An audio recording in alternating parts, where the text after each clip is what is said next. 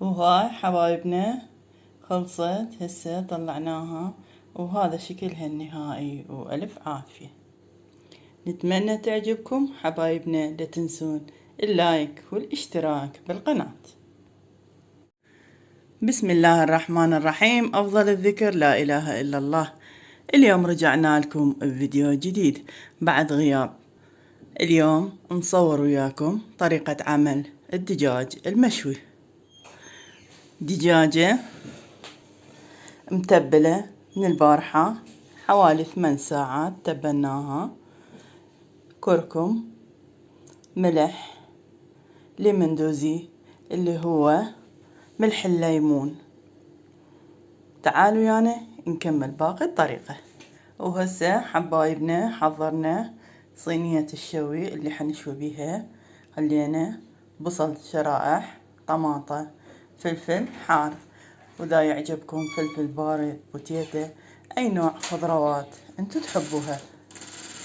وهاي حبايبنا التتبيلة اللي حدبل بيها الدجاجة: كركم، ملح، بهارات كاري، ثوم بودرة، فلفل أسود، صبغ الزعفران اللي احنا نسميه بالعراقي صبغ اللوزينة.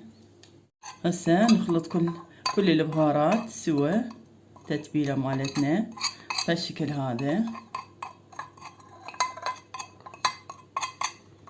وهسه حبايبنا نضيف زيت الزيتون للتتبيلة بالشكل هذا ونخلطهن سوا.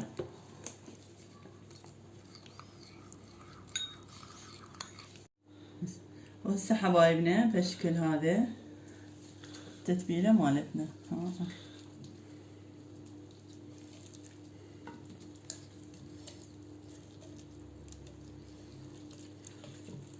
طبعا مثقبيها على مود ياخذ كل التتبيلة.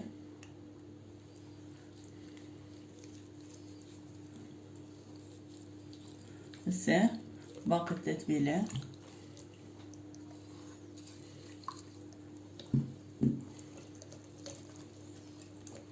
بالشكل هذا.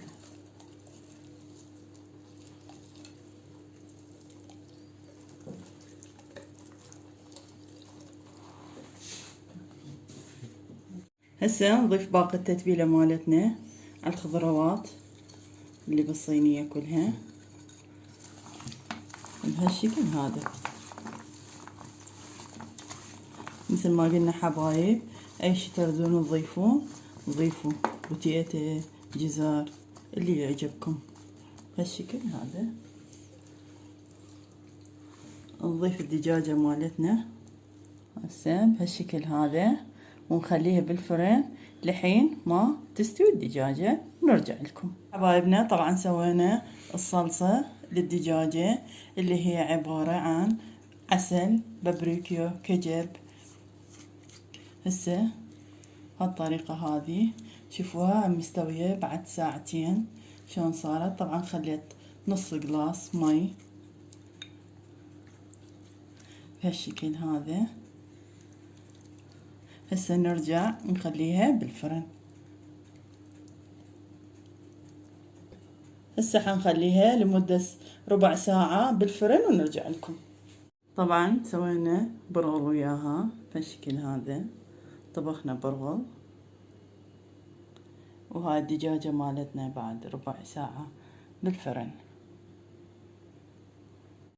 وهاي حبايبنا خلصت هسه طلعناها، وهذا شكلها النهائي، وألف عافية.